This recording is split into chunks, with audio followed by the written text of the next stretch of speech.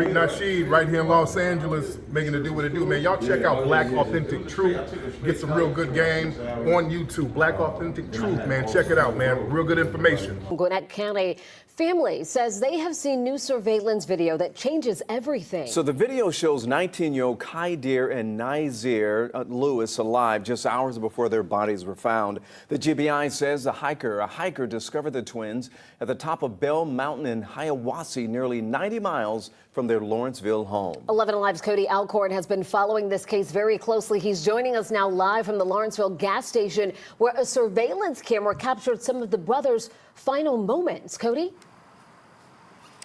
Jennifer and Ron, the GBI originally came out believing this was a murder-suicide, but the family has never believed that. It's now been 52 days since the twins were found. And tonight, this video capturing the twins here behind me is fueling even more questions for this family. Nothing adds up. Nothing makes sense. You know, I'm even more clueless now. Samira Bronner and her twin sister Sabria are aunts to Qaadir and Nazir Lewis. They say the brothers appear in surveillance video at this Shell gas station in Lawrenceville on Friday night, March 7th. At night at 10:30 p.m. The station sits on Hurricane Shoals Road near Collins Road, just 9 minutes from the family's home. They pretty much walked inside the gas station, walked out. Nothing in the video appeared to stand out. Drinking water, eating snacks, and dressed how they would normally dress. But 12 hours later, their bodies are found on Bell Mountain, shot.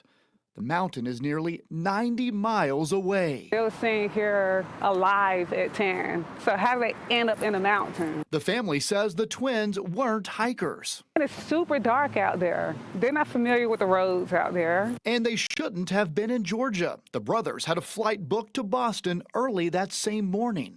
But the Uber driver got them there late, so they missed their flight.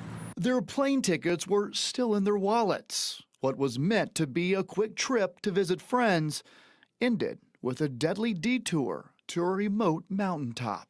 I want to know exactly what happened to them. One thing I know for sure, that they did not do nothing to themselves. The GBI confirming tonight the twins' vehicle was found inside the gates at Bell Mountain. As we've previously reported, those gates are locked at dusk and not reopened, which means they were locked until 8 a.m. And again, the twins were seen here at 10:30 the night before, and their bodies were found at 11 a.m. the next day. Man, somebody murdered those brothers. That point right there at the end should tell you all you need to know. They closed the park at dusk. These brothers were seen on surveillance cameras at 10 at night. They locked the park up at dusk. At sundown, that's when they locked the park up every day.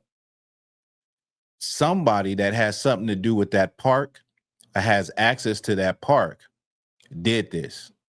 Now, I basically went over the area. And let me just say, I was in Atlanta a few weeks ago, and I wanted to actually go to Bell Mountain, but the time constraints that I had and, you know, the transportation thing, it was too far away. And so I didn't end up going, but I did want to go and just see the actual park. There is videos where people are at the park. It has a history. It's a place where people go to actually hike and climb mountains, but also, it is a place where when you first come up, there is a lot of graffiti. And some of that graffiti is Confederate and racist graffiti.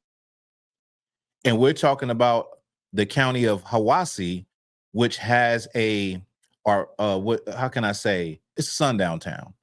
The area is, you know, notoriously known for that type of activity where these young twins were found.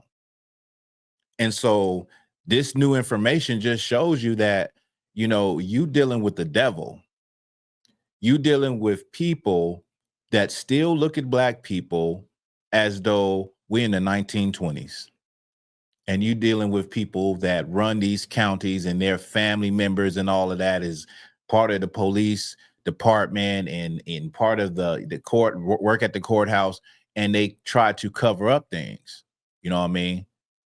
But Lord willing, I hope that this the truth comes out. But we know that this is not what happened. It was not no murder suicide. The family has never ever accepted that story from the get-go. They was like, nah, this didn't happen. This did not happen. You know what I mean? It's very unfortunate, but I'm glad that more details are starting to come out. This definitely shows that there's some foul play. These brothers was supposed to be catching a plane, and from what I understand, like she said, their Uber driver got there late, so they didn't make their flight. They were supposed to be going to Boston, I think, for one day and then come back. They didn't make their flight, but it just makes no sense that there's somewhere where they never ever went when they was alive. And how she said nobody goes there. It's dark. And the videos that I've seen, it is a wooded area, and you have a one-way street that leads you up the mountain to, you know, the area of the park. And you can just imagine what it looked like at night. It's definitely some foul play. And Black people, we got to stop being naive and stop thinking that these things no longer happen, because they do.